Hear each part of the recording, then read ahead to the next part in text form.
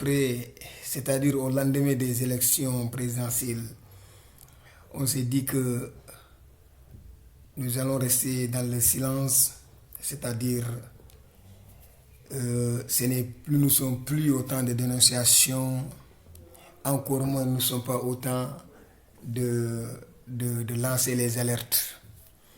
Tout simplement parce que le choix a été déjà fait.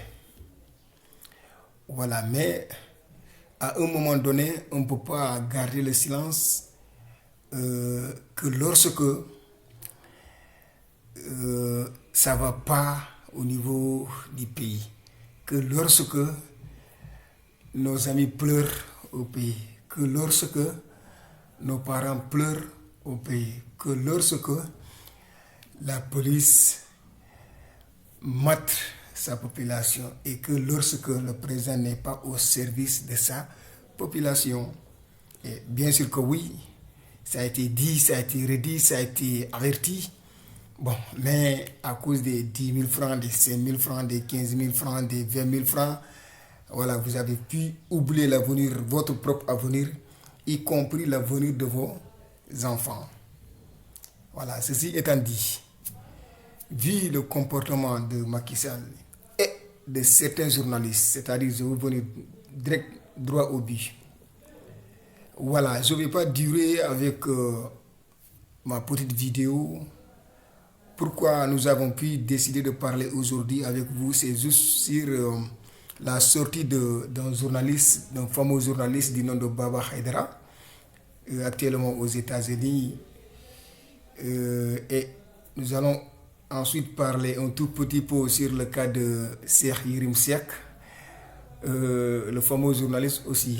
Voilà, c'est des journalistes entre guillemets. Ok, sans plus tarder, quand je viens sur le cas de Baba Haïdara, vous savez, il y a un problème. Quand les gens vous disent qu'il y a un problème, bon, des fois, d'autres n'arrivent pas à réfléchir à la hauteur. Vous savez, aujourd'hui, là, au moment où nous parlons, il y a une grande complicité entre l'État et les journalistes.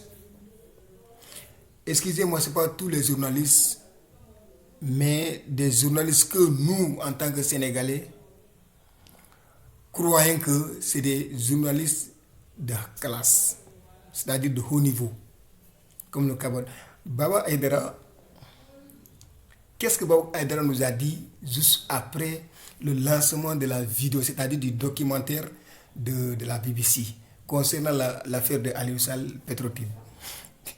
C'est lui, Baba Haïdara, qui a dit le documentaire que la BBC a lancé, c'est-à-dire le documentaire là qui a été publié, c'était en 2019, que c'était court, la BBC a laissé en rade beaucoup de choses, que lui, il aurait pu même lancer, c'est-à-dire créer un autre documentaire qui va durer de 10 à 30 minutes. C'est-à-dire, la BBC n'a pas pu révéler beaucoup de secrets. Il nous a fait croire. Ce même Baba Haïdara est revenu encore dire que la BBC est en train de rédiger une lettre de demande pardon à l'État sénégalais. Vous savez, c'est difficile de parler. Des fois, quand on vous parle, d'autres pensent que oui, nous voulons juste se faire valoir ou bien se faire voir, mais ce n'est pas le cas. Il est temps que chacun de nous soit conscient et soit surtout responsable de lui-même. À l'heure là, on n'a pas besoin de journalistes, on n'a pas besoin de regarder vos chaînes télévisées. Tu as ton téléphone, concentre-toi dans ton téléphone, tu suis les informations en temps réel. Ces gens-là ne sont pas beaucoup plus... Baba Haïdara lui-même ne parle pas le vrai anglais. Baba Haïdara dit qu'il a fait plus de 20 ans aux États-Unis, mais Baba Haïdara, lui, il parle quel anglais?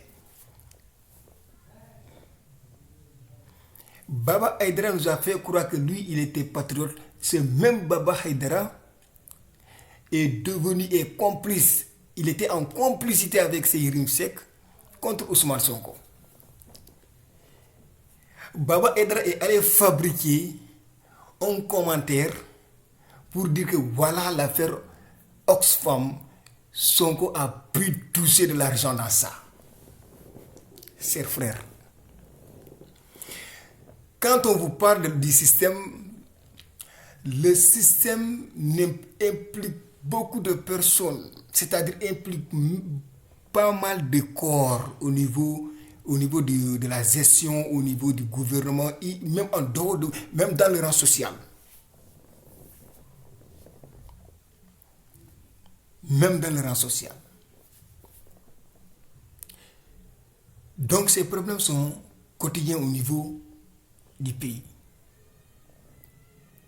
Mais au moment où la police est en train de massacrer ceux qui étaient au Gadaï, c'est-à-dire, je ne sais pas comment ça se dit, mais ceux qui étaient en Gadaï, ces femmes-là ont été tabassées, ont été opprimées de leurs droits après avoir gagné la victoire au niveau des tribunaux.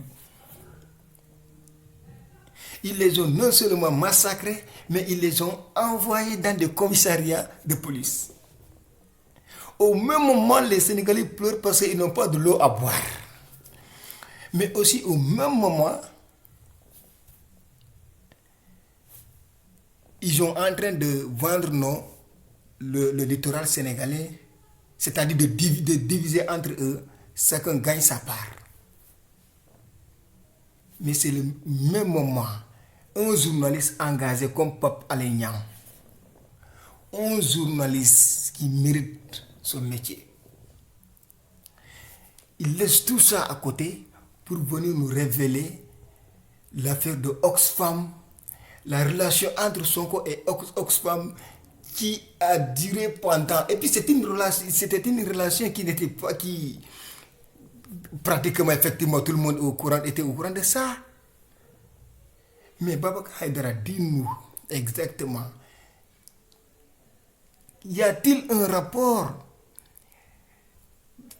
par rapport à ton documentaire et la vie quotidienne des Sénégalais?